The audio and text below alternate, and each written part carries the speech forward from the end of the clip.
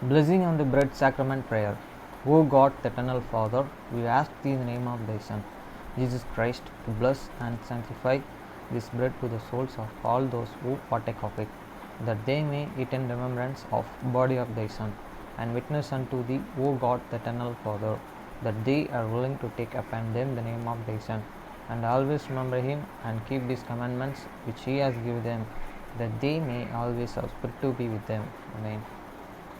Blessing on the water.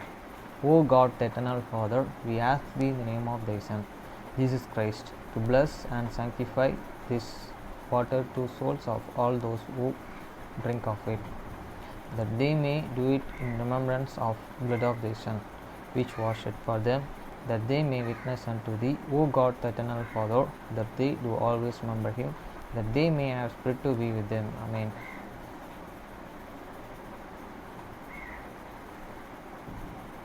அப்பத்தை ஆசீர்வதித்தல். திருவிருந்து ஜெபங்கள்.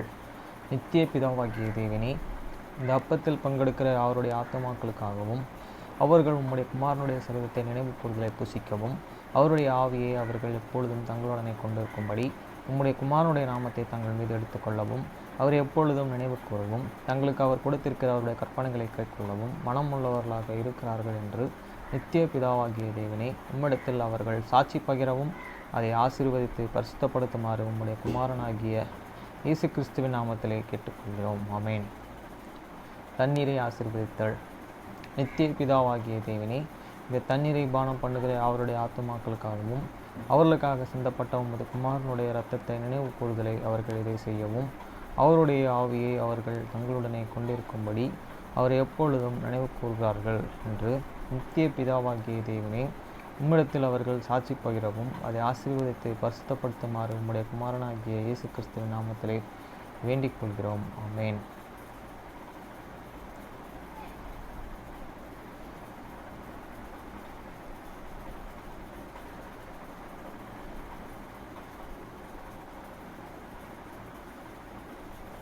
மத்தேயு 6ஆம் அதிகாரம் 9ஆம் வசனம் முதல் 13ஆம் வசனம் வரை. நீங்கள் ஜெபம் பண்ண வேண்டிய விதமாவது, பரமண்டலம் இருக்கிற எங்கள் பிதாவே, உம்முடைய நாமம் பரிசுத்தப்படுவதாக. After this manner therefore pray ye, your Father which art in heaven, hallowed be thy name. வசனம் 10. உம்முடைய ராஜ்யம் வருவதாக, உம்முடைய சித்தம் பரமண்டலத்தில் செயல்படுவது போல பூமியிலும் செயல்படுவதாக. Thy kingdom come, they will be done in earth as it is in heaven. வசனம் 11. எங்களுக்கு வேண்டிய ஆகாரத்தை இன்று எங்களுக்கு தாரும். Give us this day your daily bread. வசனம் 12. எங்கள் கடனாளிகளுக்கு நாங்கள் மன்னிக்கிறது போல எங்கள் கடன்களை எங்களுக்கு மன்னியும். And forgive us our debts as we forgive our debtors. வசனம் 13. எங்களை சோதனைக்கு உட்பட பண்ணாமல் தீமையென்று எங்களை ரட்சித்துக் கொள்ளும். ராஜ்யம், வல்லமை, மகிமை என்றென்றைக்கும் உம்முடையவைகளே. ஆமேன் என்பதே. And lead us not the temptations, but deliver us from the evil. For thine is the kingdom and the power and the glory forever. Amen.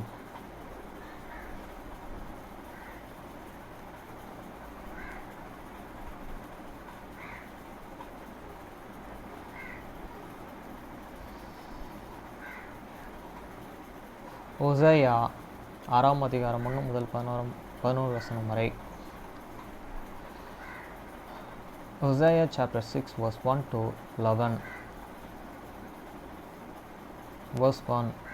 கர்த்தரிடத்தில் திரும்புவோம் வாருங்கள், நம்மை பீறினார், அவரே நம்மை குணமாக்குவார், நம்மை அடித்தார், அவரே நம்முடைய காயங்களை கட்டுவார். Come and let us and return unto the Lord, for he hath them turn and evil and heal us, and he smitten and he will bend use of. வசனம் 2. 2 நாளுக்கு பின்பு அவர் நம்மை உயிர்ப்பித்தார், 3 நாளைக்கு நம்மை எழுப்புவார், அப்பொழுது நாம் அவருடைய சமூகத்தில் பிழைத்திருப்போம். After 2 days will I revive use, in the 3rd days he will and rise you up, and we shall and live in peace and shall. வசனம் 3. அப்பொழுது நாம் அறிவடைந்து கர்த்தரையே அறிபடி தொடர்ந்து போவோம். அவருடைய புறப்படுதல் அருணோதயம் போல்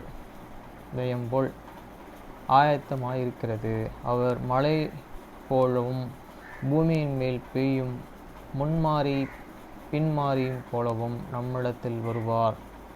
Then shall we know if we follow and to know the Lord is going forth, is perfect as the morning, and he shall come unto you as the rain, as then and later, and for more rain unto the earth.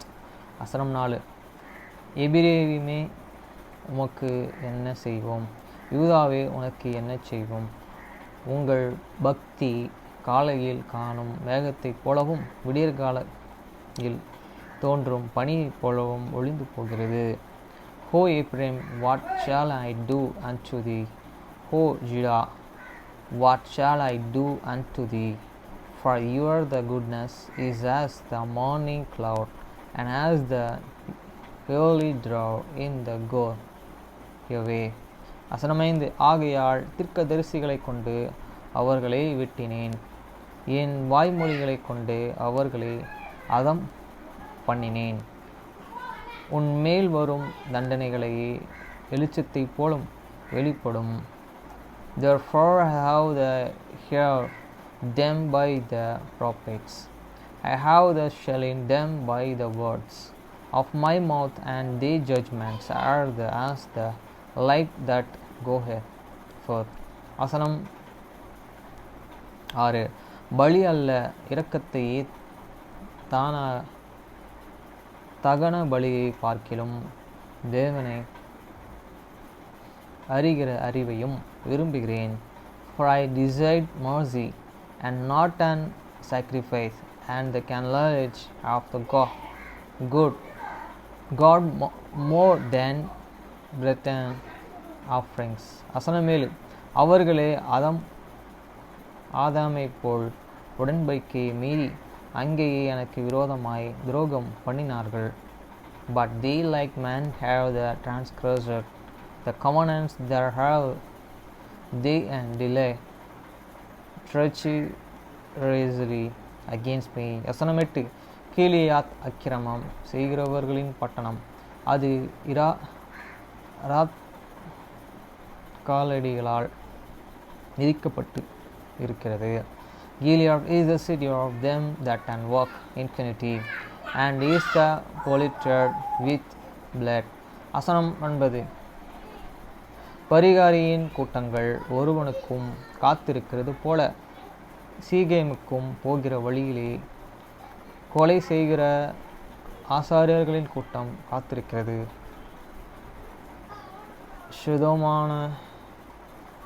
துஷமான காரியங்களையே செய்கிறார்கள்.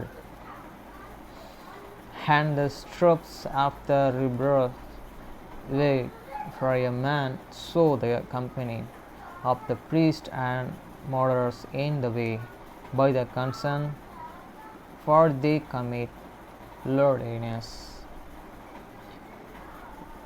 வசனம் 10. பயங்கரமான காரியத்தை இஸ்ரவேல் வம்சத்தாரிலே கண்டேன், அங்கேயே எப்ரேமின் வேசித்தனமும் உண்டு, இஸ்ரவேலின் தீட்டுப்பட்டு போயிற்று. I have seen the horrible things in the house of the Israel, there is the violence of the Ephraim, Israel is the default. வசனம் 11.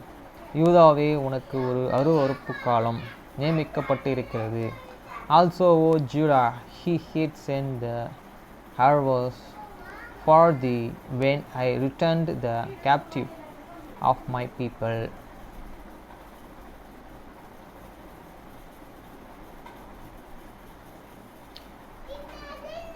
Amos book. அவர்களின் எதிர்காலத்தை நோக்கி முன்னேறுங்கள். நிச்சயதார்த்தம் முடிந்ததும் ரியான் தனது தந்தை வழங்கிய லாப் சொத்தில் அவளுக்கு ஒரு வீட்டை கட்ட வேண்டும் என்று நினைத்தார். ஆனால் பின்னர் அதை செய்யாததற்கு சாக்கு போக்குக்கு பிறகு சாக்கு போக்குகளை கண்டுபிடித்தார். திருமண தேதியை நிர்ணயிப்பது ஒரு புறம் இருக்கட்டும். முதலில் அவர் அதிக பணத்தை சேமிக்க விரும்புவதாக கூறினார். மேலும் லாப் பண்ணை மிகவும் வெற்றிகரமாக இருப்பதை அவள் அறிந்திருந்தாலும் அது நியாயமானதாக தோன்றியது. பின்னர் ஜானுக்கு வணிகத்தை நடத்துவது பற்றி மேலும் கற்பிக்க தனது தந்தைக்கு உதவி செய்வதால் ஒரு வீட்டை பற்றி சிந்திக்க தனக்கு நேரமில்லை என்று கூறினார். அவர் அப்படித்தான் இருந்தார். ஆனால் அது பல மாதங்களாக நீடித்தது. கடைசியாக திட்டங்களை வகுக்க வேறொருவரை பெற வேண்டும் என்று அவர் கூறினார். ஆனால் அவர் எந்த நடவடிக்கையும் எடுக்காமல் அதிக நேரம் சென்றது. இறுதியாக அவள் அவனை எதிர்கொண்டபோது அது சரியான நேரமா என்று தனக்கு தெரியவில்லை என்று அவன் சொன்னான். அப்போதுதான் ரியான் தன்னை ஒருபோதும் திருமணம் செய்து கொள்ள மாட்டான் என்பதை அவள் இறுதியாக உணர்ந்தாள். அவர்களின் நிச்சயதார்த்தம் காலவரையின்றி நீடிக்கும் ஒரு டேட்டிங் உறவை தவிர வேறொன்றுமில்லை. அது அவளுடைய இதயத்தை பிளந்தது. அவர்களின் திருமணத்தை நோக்கி அந்த அடியை எடுக்க அவர் அவளை போதுமான அளவு நேசிக்கவில்லை. வழக்கமான விரக்தி அவள் நுரையீரலை அழுத்தும்போது அவள் உதடுகளை ஒன்றாக அழுத்தினாள். இல்லை, அது ஒருபோதும் முழுமையாக கரைந்திருக்கவில்லை. ஒருவேளை அது ஒருபோதும் கரையாது.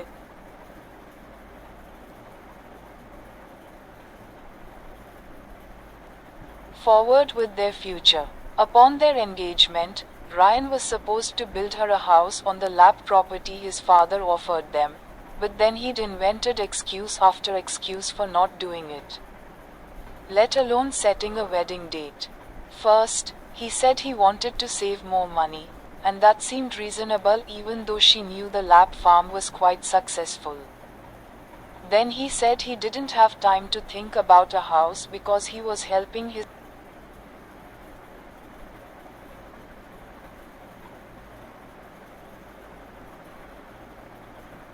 forward with their future. Upon their engagement, Ryan was supposed to build her a house on the lap property his father offered them, but then he'd invented excuse after excuse for not doing it. Let alone setting a wedding date. First, he said he wanted to save more money, and that seemed reasonable even though she knew the lap farm was quite successful. Then he said he didn't have time to think about a house because he was helping his father teach John more about running the business.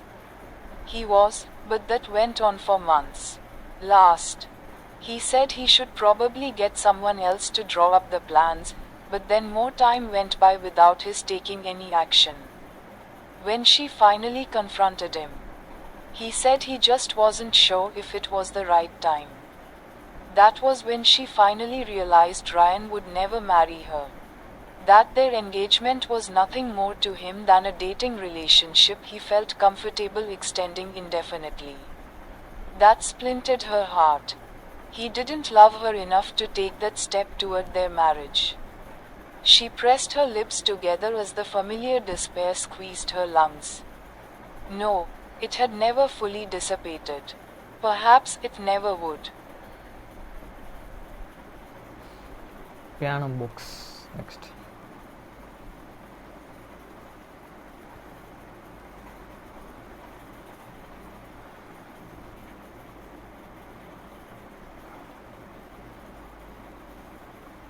கால் குறிப்பு போன்ற அதே தண்டுடன் சித்தரிக்கப்படுகின்றன, ஆனால் oval குறிப்பு முழு குறிப்பை போலவே ஒரு துளையை கொண்டுள்ளது. அடிப்படையில் ஒரு அரை குறிப்பு ஒரு கால் மற்றும் முழு குறிப்பிற்கு இடையில் இருப்பதால் அது அவற்றின் சின்னங்களை ஒருங்கிணைக்கிறது. கால் குறிப்புகளைப் போலவே அரை குறிப்புகள் அவற்றின் தண்டுகளை மேலே அல்லது கீழ் நோக்கி சுட்டிக்காட்டலாம், மேலும் அரை குறிப்பு சின்னத்தின் எந்த பதிப்பு பயன்படுத்தப்படுகிறது என்பது அதன் நிலையை பொறுத்தது. கால் குறிப்புகளைப் போலவே நடுத்தர கோட்டிற்கு கீழே வைக்கப்படும் அரை குறிப்புகள் மேல்நோக்கி எதிர்கொள்ளும் தண்டை கொண்டுள்ளன, அதே நேரத்தில் நடுத்தர கோட்டில் அல்லது அதற்கு மேலே உள்ளவை அவற்றின் தண்டு கீழே எதிர்கொள்ளும். எட்டாவது குறிப்பு எட்டாவது குறிப்பு முழு குறிப்பின் எட்டாவது அல்லது க்கு இசைக்கப்படும் குறிப்பை குறிக்கிறது. இது அரை கால் குறிப்பு அல்லது அரை குறிப்பின் கால் பகுதியின் அதே நீளத்தை நீடிக்கும். 4 உடன் வேலைகளில் are depicted with the same stem as a quarter note, but the oval note has a hole like a whole note. Essentially, since a half note is between a quarter and a whole note, it combines their symbols. As with quarter notes, half notes can have their stems pointing up or down, and which version of the half note symbol is used depends on its position within the staff. Like with quarter notes, half notes placed below the middle line have an upward facing stem, while those on or above the middle line have their stem facing down. Eighth note. An eighth note represents a note played for an eighth or 1/8 of a whole note. It lasts the same length of time as half a quarter note or a quarter of a half note. In works with a 4. அப்புறம் concept books.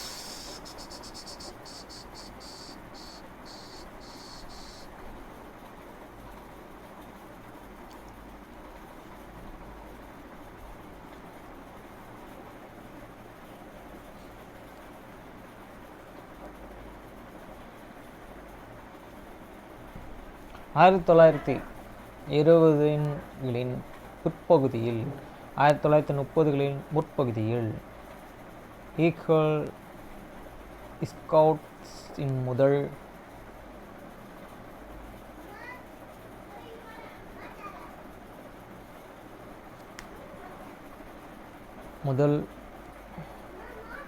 குறிப்பிடத்தக்க தலைமுறைகளினார். இந்த பதவியை பெற்றனர். இதோட தலைப்பு பார்த்தீங்கன்னா இரண்டாம் உலகப் போர்.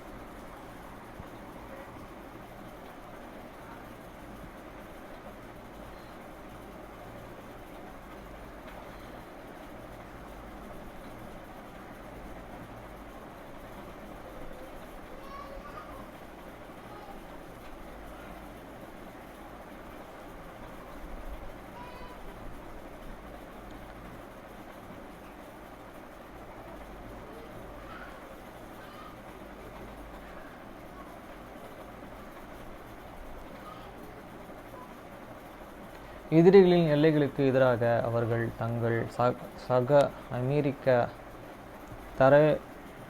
தரவாக கடற்கரைக்கு அருகில் கார்ப்ரஸ்மேன் ரூப் முதலுதவி தகுதி பயிற்சியில் கற்றுக்கொண்ட திறன்களை பயன்படுத்தி காயமடைந்தனர் வீரர்களுக்கு உதவியானார். ஜப்பானிய தொட்ட அவரது தோள்பட்டையிலே பாய்ந்தது. இதனால் அவர் இழுவான 4 நாள் போரில் 3300 சவால்களில் ஒருவராக ஆனார். அது போன்ற ஆயிரக்கணக்கான செயல்களுடன் இந்த தலைமுறை ஈகிள் ஸ்கவுட்ஸ் ஒரு உண்மையான மரபை உருவாக்க தொடங்கியது. அவர்களின் இளைஞர்களின் கூட்டு நற்பணிகள் இரண்டாம் உலகப் போரின் மூலம் நாட்டை கொண்டு அடுத்த புக்ஸ்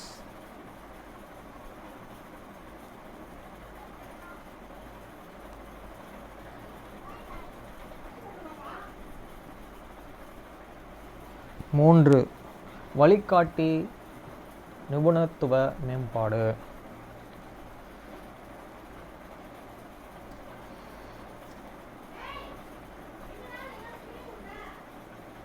வழிகாட்டி ஆசாரியர்களுடன் 2 சதாப்தங்கள் பணியாற்றிய அனுபவம் புதிய ஆசாரியர் மையத்தை வழிகாட்டிகளின் தொழில்முறை மேம்பாட்டான அணுகுமுறைகளை 3 அடிப்படையாக கொள்ள வழிவகுத்து. 1. புதிய ஆசாரியர்களை ஆதரிப்பது சிக்கலானது மற்றும் கோரும் வேலை ஆதரிக்கவோ உள்ளுணர்வு சார்ந்தது.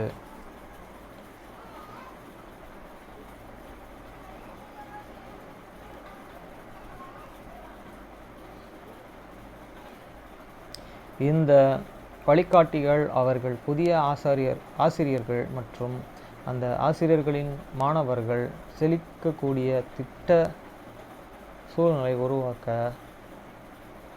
மாவட்டங்கள் எவ்வாறு செயல்பட்டன என்பதையும் வழக்குகள் எடுக்கப்படுகின்றன.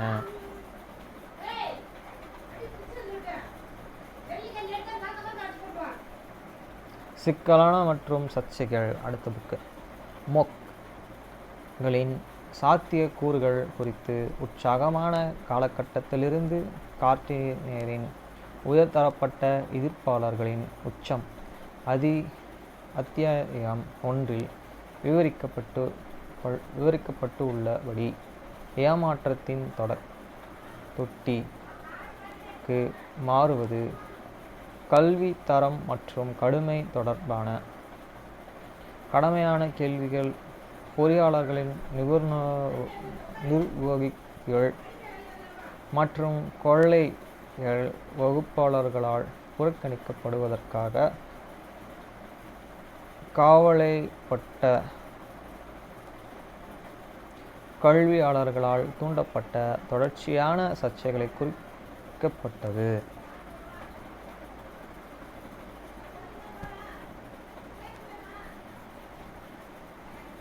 மேலும் படிப்புகள் மட்டுமே ஒரு கல்லூரி அனுபவத்தின் முழுமையை உருவாக்கவிட்டாலும்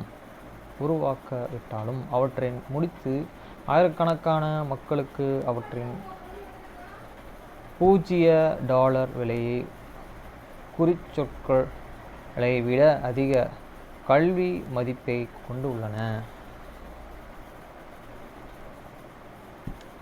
அடுத்த புக்கு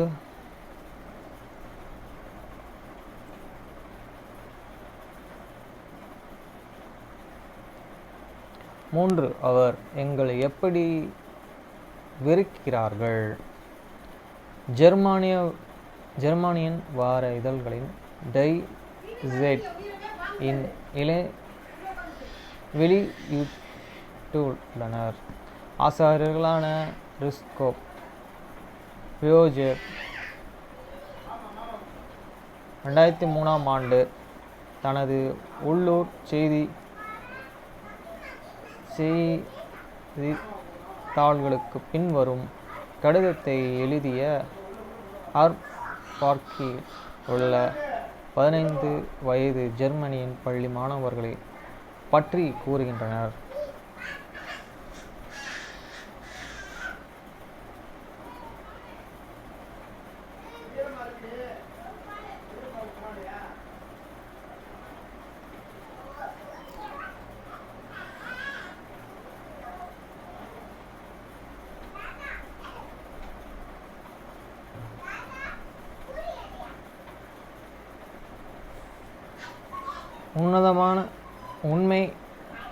உண்மைதான். சர்வே அடைந்த வால்ரஸ் அலைகளில் மூச்சு கொண்டு இருக்கின்றனர். அவ்வப்போது முட்டுவலி உள்ள துடுப்புகளில் எழுந்து கூர்மையான அறிவுரைகளை உச்சரிக்கின்றனர். இப்பொழுது ஜார்ஜ் அது முதல் வளைகுடா பெருக்கு முன்னதாக முதல் ஜனாதிபதி புஷ் இடம் மார்கரெட் தட்சர் கூறியது போல் தள்ளப்பட வேண்டிய நேரமில்லை. ஆனால்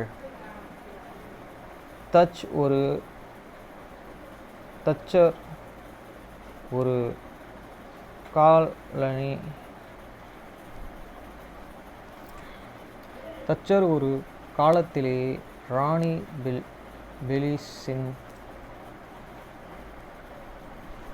கண்ணில் ஒரு பிரகாசமாக இருந்தவர்.